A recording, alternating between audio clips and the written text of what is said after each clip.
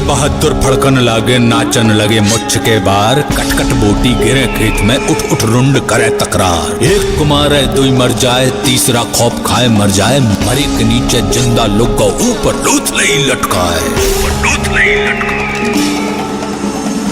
बुंदेलखंड के दो असीम शूरवीरों के लिए प्रशस्ति में लिखा गया है ये लोक महाकाव्य आलाखंड, जिसका एक एक छंद सुनकर रोंगटे खड़े हो जाते हैं और हम पहुंच जाते हैं वहीं युद्ध के मैदान में आला ऊदल के साथ, उसी समय जब ये घटनाएं घटित हो रही थी।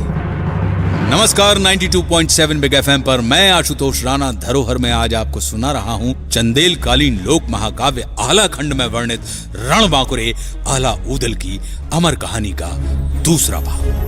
मेरी मिट्टी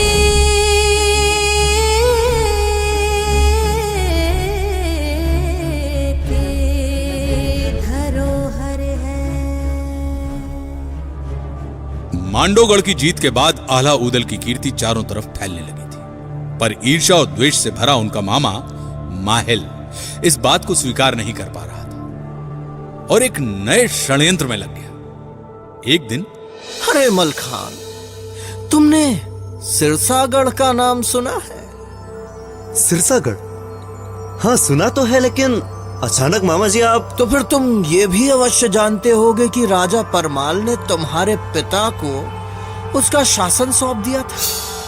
नहीं तो ये तो मुझे मालूम नहीं था। अरे मालूम कैसे चलेगा भांजे, पृथ्वीराज ने आक्रमण करके उसको अपने राज्य में मिला लिया था और अपने बेटे पारत को गद्दी पर बिठा दिया। ये बात सुनकर मलखान अपने आप पर काबू नहीं रख पाया, उसका खून खौल उठा। वो उसी क्षण महाराज परमाल के पास पहुंच गया। आला और ऊदल वहां पहले से ही मौजूद थे। महाराज की जय हो। कहो पुत्र, इतने विचलित क्यों नजर आ रहे हो? आपने मेरे पिताश्री को सिरसागढ़ का शासन सौंप दिया था और फिर पृथ्वीराज ने आक्रमण करके उसको अपने राज्य में मिला लिया था और अपने बेटे पारस को गद्दी पर बिठा दिया था। महाराज, क्या ये सच है?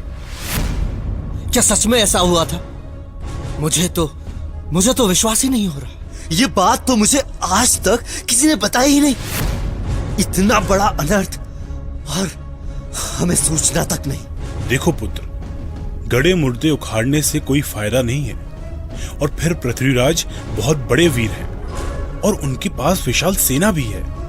उनसे युद्ध करना मानो मौत को बुलावा देना है और फिर जितना राजपाट हमारे पास है वो पर्याप्त है। क्षमा करें महाराज, हम सर कटा सकते हैं लेकिन सर झुका नहीं सकते। बिल्कुल, सिरसागढ़ को हमें पुनः जीतना होगा। हमें अपना खोया हुआ स्वाभिमान और सम्मान वापस चाहिए। लंबी बहस के बाद महाराज परमाल ने सिरसागढ़ पर आक्रमण करने का हुक्म दे दिया।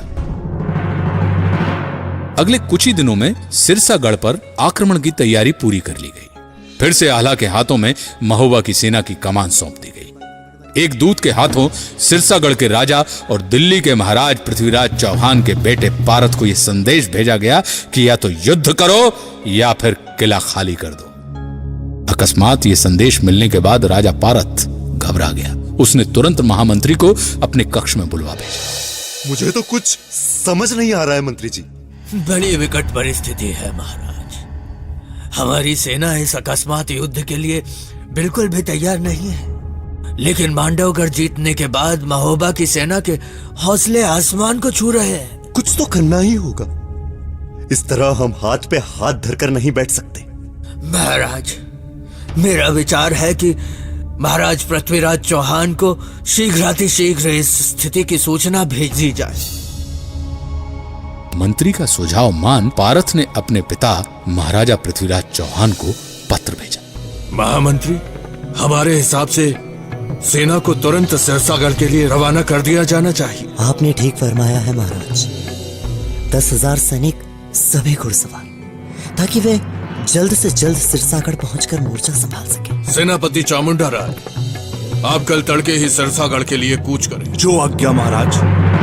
महाराजा पृथ्वीराज चौहान के आदेश अनुसार उनकी सेना का रणनायक चामुंडा राय 10,000 सैनिकों की फौज लेकर सिरसागढ़ की ओर रवाना हो गया। इधर महोबा की सेना सिरसागढ़ की सीमा तक पहुंच गई थी और अगले ही दिन प्रातःकाल आल्हा के नेतृत्व में महोबा की सेना ने सिरसागढ़ पर आक्रमण कर लिया। पारस भी अपनी सेना के साथ तैयार थे। रणभेरियां बज उठी थी। युद्ध आरंभ हो चुका था। 6 दिनों तक घनघोर घमासान युद्ध होता रहा और कोई निर्णय न निकला कि घोड़ा बिचला था ऊदल का, जिसमें बहे हजारों जवान, आधी जमुना में पानी बहे, आधी बहे रकत की धार। और फिर 7वें दिन ऊदल ने तलवार मारकर पारत को घायल कर दिया। घायल पारत ने युद्ध क्षेत्र से भागकर अपनी जान बचाई। यह साफ हो गया था कि जब तक महाराज पृथ्वीराज चौहान की सेना नहीं पहुंचती तब तक महोबा की सेना से पार पाना कठिन है कि बड़े लड़ैया महोबा वारे इनकी मार सही न जाए।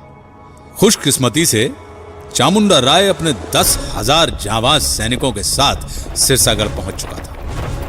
चामुंडा राय को लगता था कि वो अपनी इतनी बड़ी फौज के साथ महोबा के कुछ मामूली से सैनिकों को आराम से परास्त कर देगा।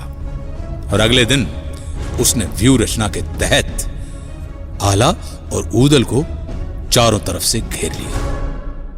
चामुंडा राय के सैनिकों से अपने आप को घिरा देखकर ऊदल ने ललकार कर चामुंडा राय से कहा, "अरे चढ़ा, जाकर कह देना पृथ्वीराज चौहान से कि पुड़ी कचौड़ी जान न मिल है, 12 मास चले तलवार।" और फिर भीषण युद्ध आरंभ हुआ।